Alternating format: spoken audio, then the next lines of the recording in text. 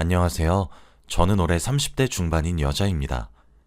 저는 어렸을 때부터 최악의 가정 환경에서 자라왔어요. 어머니는 저를 낳자마자 돌아가셨고 아버지와 단둘이서 살았죠.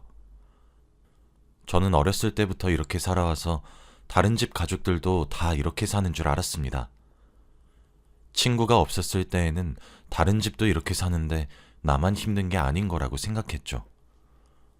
저는 소심한 성격 탓에 중학생 때까지 친구가 없었어요. 집으로 가면 매일 술에 취한 아버지한테서 욕설과 폭행을 당해야 했습니다. 저희 동네는 크기가 작았고 이웃끼리도 서로 친했음에도 불구하고 사람들은 아버지의 실체를 몰랐어요. 왜냐하면 밖에서는 태도가 180도 변화하셨거든요. 딸한테 친절하고 다정한 아버지의 이미지였습니다. 아버지가 밖에서 웃으면서 사람들한테 친절하게 행동하는 모습을 보면 온몸에 소름이 끼쳤고 역겨웠습니다. 저는 당연히 사람들한테 도움을 청할 수도 없었죠. 사람들은 저희 아버지를 굉장히 좋아했거든요. 하다못해 이웃집 아주머니들한테 인기가 아주 많았습니다. 아휴, 우리 남편이 806호 아저씨 반만이라도 닮았으면 좋겠네 라고 하실 정도로요. 정말 하루하루 악착같이 버텼습니다. 얼른 학교를 졸업하고 이 집구석에서 도망쳐야겠다고 다짐했죠. 그런데 어느 날 한 친구가 저에게 다가와 주었어요. 저는 항상 땅만 보고 걷고 옷도 매일 똑같은 거에다가 어딘가 그림자가 진 것처럼 축 처져 있었습니다. 당연히 어두워 보이는 저에게 다가오는 사람은 아무도 없었죠. 그런데 한 여자아이가 다가왔어요. 그 친구는 저희 반 친구였는데 먼저 저에게 같이 놀자고 하더라고요. 그때 제가 초등학교 5학년 때였을 겁니다.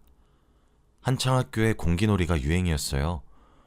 그래서 학교 친구들이 매일 쉬는 시간대마다 공기놀이를 하고 있으면 저는 혼자서 책상에 앉아 멍하니 쉬는 시간이 끝나기를 기다려야 했죠. 솔직히 저도 공기놀이를 하고 싶었는데 제가 낄 수 없었습니다. 그런데 그 친구가 먼저 저에게 다가와서 공기놀이를 하자고 하는 거예요. 저는 너무 기쁜 마음에 좋다고 했고 그 친구와 그날부터 친해졌습니다. 그 친구의 이름은 민영이었는데 민영이는 얼굴도 예쁘고 성격도 좋아서 친구들한테 인기가 많았어요. 이렇게 인기 많은 친구가 저보고 놀자고 하니까 그때 당시는 너무 기분이 좋았죠. 그렇게 몇 주 동안 민영이와 단짝으로 지냈습니다. 밥도 같이 먹고 등하교도 같이 하고 말이죠. 민영이는 같이 지내면 지낼수록 정말 재밌고 성격이 좋은 친구였어요.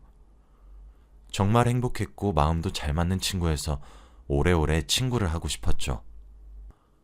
어느 날은 학교를 마치고 민영이 집으로 가서 놀고 민영이 부모님과 함께 저녁밥을 먹었습니다. 그런데 처음 느껴보는 포근하고 밝은 분위기에 저도 모르게 밥을 먹으면서 눈물이 흘렀습니다. 제가 갑자기 울어버리니까 민영이 부모님이 당황하시더라고요. 어머, 혜진아, 미안해. 혹시 밥이 입에 맞지 않니? 아니요, 아니에요. 너무 맛있어서 그래요. 저는 지금이라도 당장 집에서 나와 민영이 집에서 살고 싶었습니다. 그 자리에서 밥을 2공기나 먹고 집으로 돌아갔죠. 역시나 제가 집에 늦게 들어가서 그런지 아버지께서 화가 잔뜩 나셨더라고요. 그리고 그날따라 회사 일도 잘 안 됐는지 화가 더 많이 나신 것 같았습니다. 아버지는 직장을 다니시지 않고 매일 아침마다 일자리 센터로 가셔서 공사장에서 일용직을 하세요. 그런데 그날 하필 일이 구해지지 않아 출근을 못 하셨죠. 엎친 데 덮친 격으로 화가 나신 아버지는 역시나 저한테 화풀이를 하기 시작하셨습니다. 저는 아버지가 방에서 청테이프를 가지러 가셨을 때가 세상에서 가장 무서워요. 몇십 년이 지난 아직까지도 청테이프는 쳐다도 보지 못합니다. 아무튼 그날도 그렇게 끝이 났어요. 저에게는 그런 날이 일상이었기 때문에 많이 슬프진 않았습니다. 다음날 학교를 가서 여느 때와 다름없이 학교에서 노는데 민영이가 저한테 그러더라고요. 어제는 자기 집에서 놀았으니 오늘은 저희 집에서 놀자고 말이에요. 사실 저와 아버지 빼고 다른 사람을 한 번도 집에 들인 적이 없습니다. 저희 집은 민영이 집과 다르게 어둡고 삭막해서 민영이가 혹시라도 싫어하면 어떡할까 고민됐어요. 제가 이렇게 고민하고 있으니 민영이가 제발 가자고 매달리더군요. 학교를 마치고 집에 가면 아버지가 계시지 않으니 아버지와 마주칠 일도 없었고, 아버지가 퇴근하기 전에 민영이를 보내면 되겠다는 생각으로 그러자고 했어요. 저도 친구를 저희 집에 불러서 같이 놀면 민영이와 더 친해질 수 있다는 생각에 승낙했던 것 같습니다. 학교를 마치고 민영이와 함께 저희 집으로 갔어요. 당연히 아버지는 출근을 하시고 집에 안 계실 줄 알았습니다. 그런데 현관문을 열었더니 신발장에 아버지 신발이 놓여 있었어요. 저는 너무 놀라서 집으로 들어오려는 민영이를 밀어내려고 했습니다. 그런데 현관문을 연 소리를 들은 아버지가 방에서 나오셨고 민영이와 저를 보았어요. 아버지의 표정은 갑자기 나빠졌습니다. 저는 그때 직감했어요. 무언가 잘못되었다고요. 저는 민영이한테 다음에 놀러 오라고, 미안하다고, 내일 학교에서 보자고 하면서 냅다 밀어버렸고 현관문을 닫아버렸어요. 민영이는 영문도 모른 채 쫓겨났습니다. 집에는 저와 아버지 단둘이 있었죠. 그런데 아버지가 저한테 혜진아, 집에 친구를 데리고 오면 아빠 허락을 받아야지. 내가 너 그렇게 가르쳤니? 라고 하셨습니다. 그러고 역시나 매일 당하는 일을 당했죠. 그날도 어김없이 청테이프를 제 입에 붙였습니다. 저는 다음날 학교로 갔어요. 그런데 민영이가 어제와 달랐습니다. 저를 피하는 느낌이 들었거든요. 제가 공기놀이를 하자고 해도 바쁘다고 저를 피했고 제 근처에는 오지도 않았습니다. 저는 이유를 알 수 없었어요. 어제까지만 해도 친했던 민영이가 갑자기 왜 저를 피하는지 말이죠. 그런데 며칠 뒤 학교에 소문이 돌았습니다. 제가 민영이를 때렸고 민영이한테 친구하지 말자고 했다고 말이죠. 이 소문은 민영이가 냈습니다. 저는 반박을 할 수도 없었어요. 이미 친구들은 민영이 말만 철석같이 믿었거든요.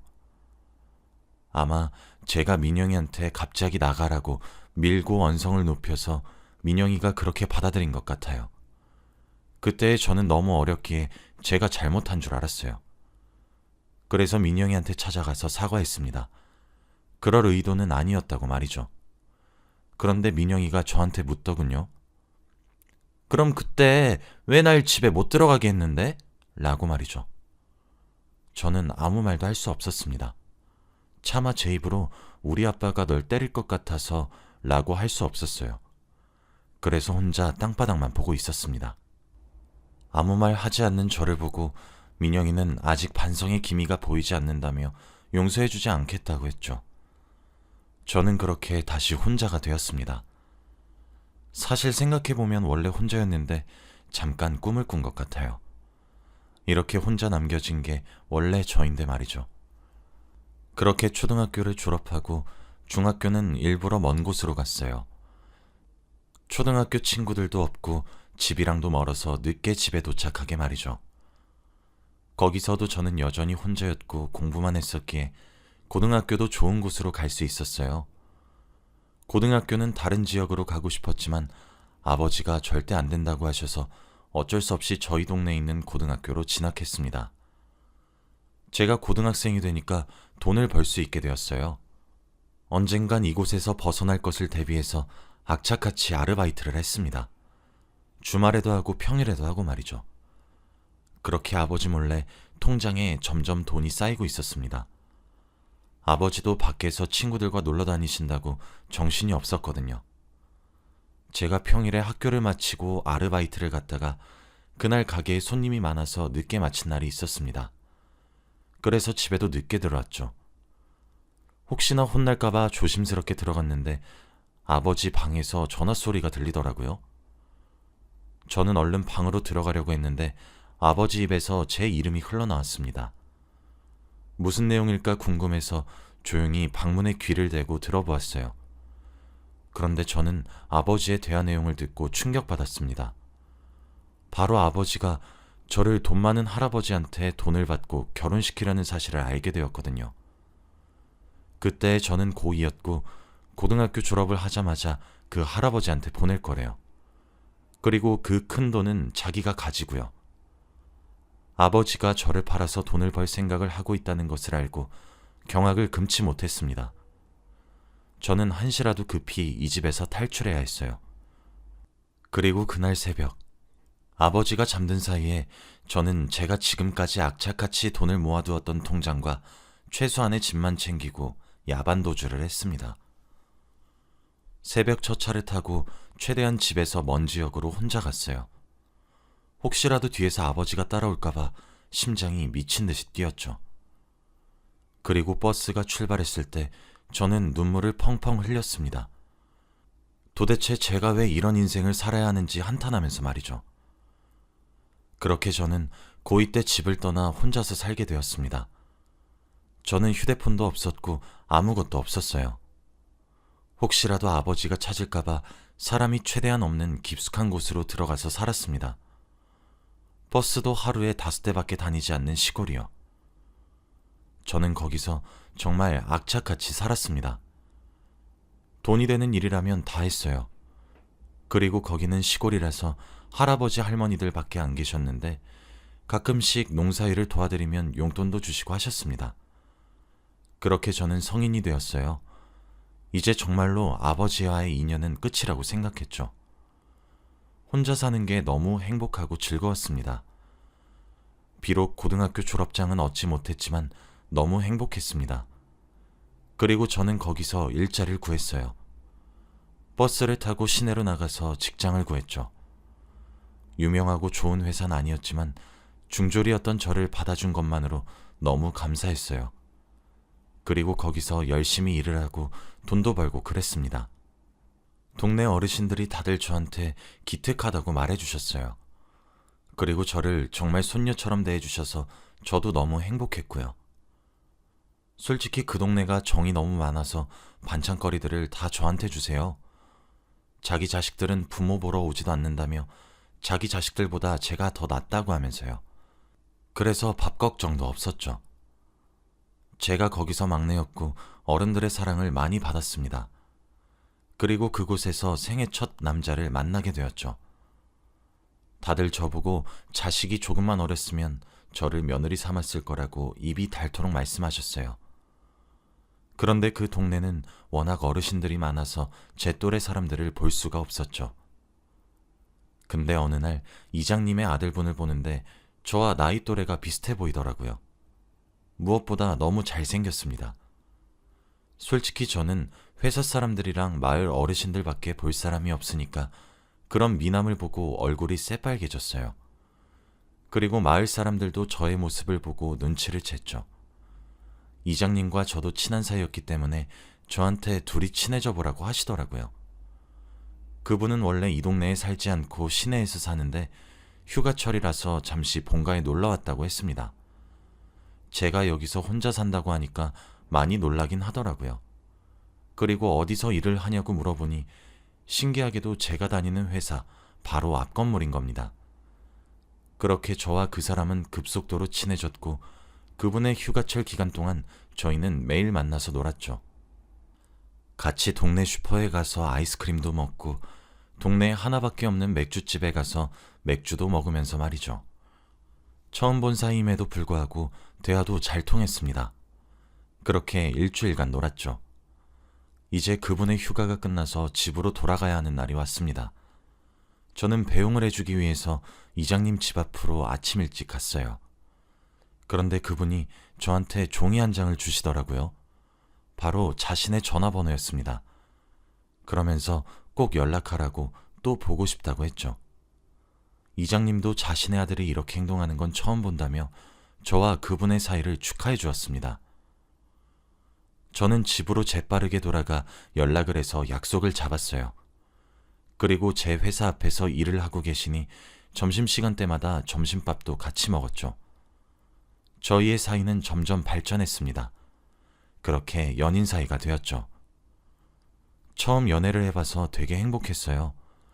남자친구도 여자를 만나본 게 처음이라고 했죠. 저희는 안정적인 직장도 있었고 그때는 만난 지 좀 되었을 때라 결혼을 해야 할 나이가 되었습니다. 저희 둘 다 20대 후반이었거든요.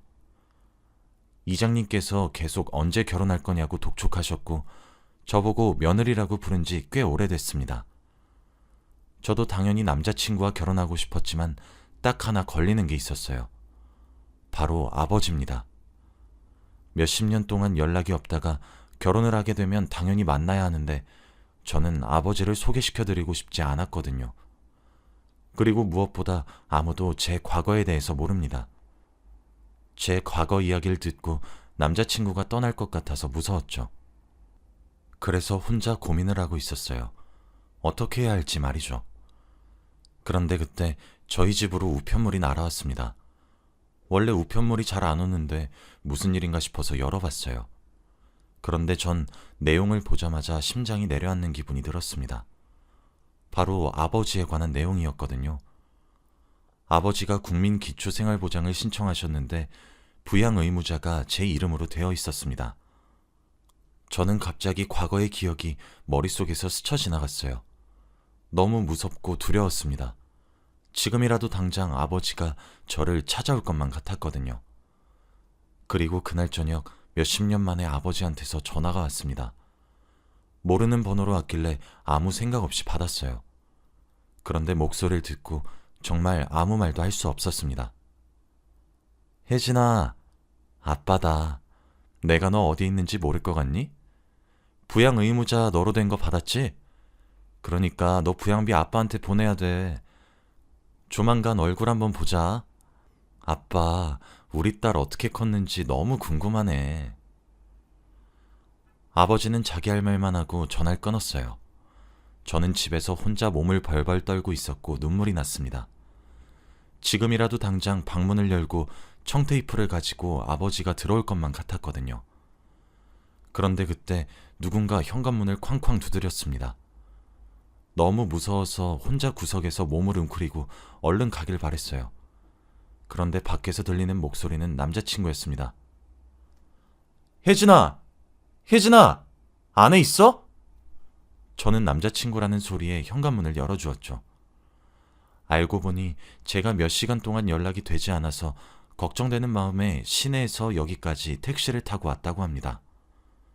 그런데 제 몰골을 보고 남자친구가 굉장히 놀라더라고요.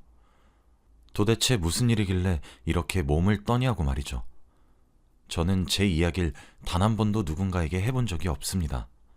제가 말을 하면 그 사람이 떠나갈 게 너무 겁났죠. 그런데 남자친구라면 저의 이야기를 다 해도 괜찮을 것 같다는 생각이 그때 들었습니다. 그리고 결혼할 사이라면 어차피 알아야 할 이야기니까요.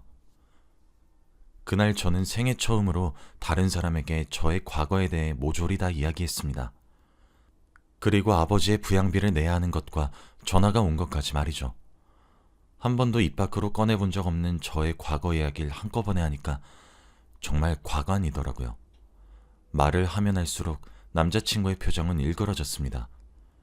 그렇게 몇십 분 동안 저의 인생 이야기를 다 말했어요. 전 이제 남자친구와 헤어질 줄 알았습니다. 저 같은 사람이랑 결혼 못하겠다고 할 줄 알았죠. 그런데 남자친구의 반응은 의외였습니다. 저를 꼭 안아주면서 위로를 해주었거든요. 그리고 남자친구는 울고 있었습니다. 혜진아, 어떻게 어릴 때부터 그렇게 힘들게 살아왔어? 미안해. 내가 먼저 몰라봐서 정말 미안해. 그동안 정말 힘들었겠다. 이제 나만 믿어. 내가 너 평생 책임질게. 나한테 기대해. 저는 남자친구의 말을 듣고 정말 펑펑 울었어요. 제가 평소에 듣고 싶던 말들을 다 말해주었거든요. 단 한 명도 저한테 위로를 해준 적이 없습니다. 그리고 남자친구는 저에게 우리 이제 아픈 거 같이 헤쳐나가자. 그러니까 우리 결혼해 당장. 이라고 했죠. 저는 좋다고 나도 결혼하고 싶다고 말했습니다. 그러면서 남자친구는 부양기피 사유서를 제출하라고 하더라고요. 그러면 아버지를 부양하지 않아도 된다고 하면서요. 저보다 이 일에 관심을 많이 가져주는 남자친구한테 너무 고마웠습니다. 그리고 며칠 뒤에 이장님 댁으로 갔어요. 정말 물사대기 맞을 각오하고 갔습니다. 제 과거를 알게 된다면 결혼은 무조건 반대할 거라 생각했거든요.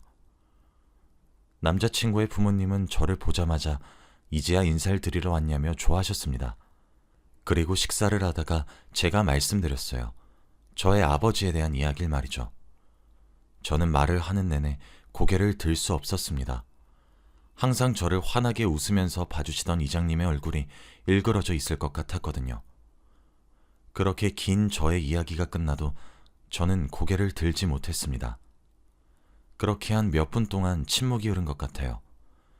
그런데 남자친구 부모님께서 하신 첫 말씀을 듣고 저는 놀라고 말았습니다.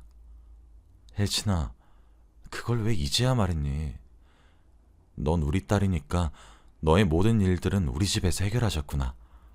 우리가 너 도와줄 테니 이제는 마음고생하지 말고 편히 살자.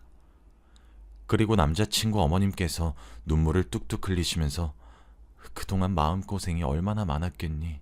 그 어린 나이에 라고 하셨죠. 저는 정말 좋은 분들을 만난 것 같습니다. 이런 답변을 하실 거라고 상상도 못했는데 어떻게 이럴 수 있죠? 저는 시부모님과 남자친구 덕분에 아버지를 떨쳐낼 수 있을 것 같았습니다. 그리고 얼마 후 아버지께서 저를 찾아오셨어요. 연락도 없이 저희 집으로 말이죠. 그런데 마침 그곳에 시부모님과 남자친구까지 다 계셨어요. 저희 아버지를 보고 다들 눈살을 찌푸리셨죠. 아버지는 행복하게 살고 있는 저를 보고 많이 놀란 눈치더라고요. 그리고 제가 부럽지 않다는 듯이 갑자기 자기 이야기를 시작했습니다. 자기는 지금 아내가 있대요.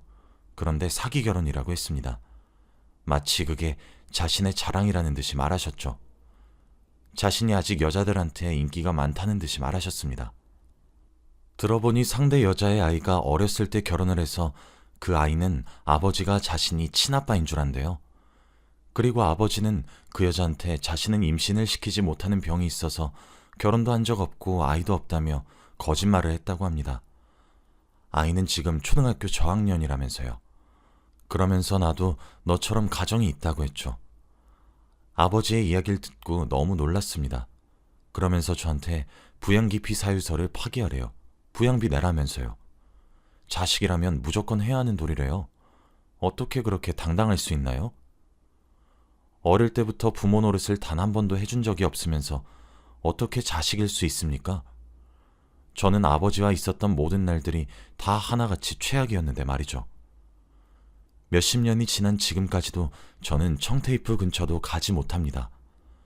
무엇보다도 고등학생 때부터 저는 이 시골에 혼자 악착같이 살아왔고요. 거의 한평생 아버지는 저에게 없는 존재나 마찬가지였습니다. 그런데 이제 와서 자신의 부양비를 내라뇨? 그것도 사기 결혼으로 가정을 꾸린 사람한테요? 자신과 결혼한 여자와 자신을 친아빠로 아는 아들한테는 저의 존재를 설명하지도 않았으면서 말이죠. 딱 봐도 아버지가 저를 다시 찾아온 이유가 바로 돈 때문인 것을 알았습니다. 하지만 저는 그 순간에도 아버지가 여전히 무서웠고 잊은 줄만 알았던 과거의 기억이 스멀스멀 떠올라서 아버지의 눈도 쳐다볼 수 없었어요. 그런데 제가 이렇게 겁을 먹고 있을 때 남자친구와 남자친구 부모님이 아버지를 내쫓았습니다. 어디 감히 부모도리도 못한 것이 자식도리를 받길 바래? 그리고 지금 사기 결혼을 하면서 딸 정체도 안 밝힌 양반이 여기가 어디라고 찾아? 당장 썩 나가! 그러면서 셋이서 아버지를 문 밖으로 미셨지만 아버지는 욕설을 내뱉으면서 자신의 몸에 손 하나 대지 말라고 바락바락 우겼고 결국 저희 집에 대자로 뻗었죠. 딸, 너 나한테 부양비 안 주면 내가 너 고소할 거야 라고 하면서 말이죠. 계속 내쫓으려고 하자 결국 마지막 방법으로 남자친구는 경찰을 불렀고 다 같이 파출소로 가게 되었죠. 아버지는 경찰한테 끌려가는 내내 소리를 지르셨습니다. 내가 저 계집애 아버지 되는 사람이야. 내가 누군지 알고 내 몸에 손을 대는 거야. 그리고 파출소에 저희 넷이서 조사를 받게 되었죠. 조사를 받던 도중 갑자기 한 여인과 남자아이가 파출소로 들어왔습니다. 거의 울먹거리는 표정을 하고 말이죠. 파출소 문을 열고 두리번거리더니 아버지한테로 달려가더군요. 그러면서 어디 다친 데는 없냐고 누가 그랬냐고 아버지한테 쩔쩔 매달렸습니다. 딱 봐도 알 수 있었죠. 바로 사기 결혼을 한 여자와 그 여자의 아들이었습니다. 아버지는 그 여자를 보고 빨리 안 오고 뭐 했어? 내가 여기서 얼마나 고생했는지 알아? 라고 하며 손이 올라갔고 그 여자는 아버지 보고 죄송해요. 너무 시골이라 라고 했죠. 남자친구와 저 그리고 남자친구 부모님은 딱 보고 어떤 가정 환경인지 눈치챌 수 있었습니다. 저는 그 여자가 너무 불쌍했고 아버지에 대해 아무것도 모르는 게 안타까워서 솔직하게 모든 것을 다 말하기로 결심했습니다. 무엇보다 어린 아들이 너무 가여웠거든요. 그 여자에게 무슨 일이 있었고 왜 경찰서로 왔는지 다 말했고 그리고 마지막으로 아버지의 사기 결혼에 대해서도 다 말했습니다. 그 여자는 다리에 힘이 풀린 채로 쓰러지고 말았죠. 아버지는 저보고 미쳤냐고 달려드셨지만 경찰이 막았습니다. 저는 그리고 그 자리에서 바로 아버지를 고소했어요. 어릴 때의 가정폭력과 이런저런 다양한 죄목들을 다 합해서 말이죠. 결국 아버지의 손에는 수갑이 채워졌고 더 큰 경찰서로 이동하셨습니다. 끝까지 저에게 너희 계집애 내가 지옥 끝까지 찾아갈 거니까 각오해 라고 하셨어요. 모든 상황이 종료되고 해가 다 진 밤에 저와 남자친구 그리고 남자친구 부모님은 집으로 돌아갔습니다. 그러면서 당분간은 아버지 고소건으로 자주 경찰서에 들락날락 거려야 하니 같이 지내주신다고 했죠. 저는 그분들에게 너무 감사했습니다. 저의 친아버지조차도 저를 버렸는데 생판 남이신 분들이 자신의 일처럼 도와주신다는 게 감동이었어요. 그리고 무엇보다 아마 이 세 분이 없었다면 저는 아직도 아버지한테 붙잡혔을 겁니다. 고소는 꿈도 못 꿀 일이었죠. 그렇게 저는 세 분의 보살핌을 받으며 점점 더 굳세져 갔습니다. 이제는 아버지의 눈도 잘 마주칠 수 있고 따박따박 말대꾸도 다 할 수 있죠. 몇 주가 지나고 아버지의 재판이 다 끝난 뒤 아버지는 구치소로 들어갔습니다. 저에게 끝까지 화를 내시더라고요. 그때마다 남자친구가 제 손을 잡아주는데 그게 얼마나 의지가 되는지 몰라요. 제가 힘들 때마다 옆에 있어주고 기댈 수 있는 사람이 있다는 게 행복인 것 같습니다.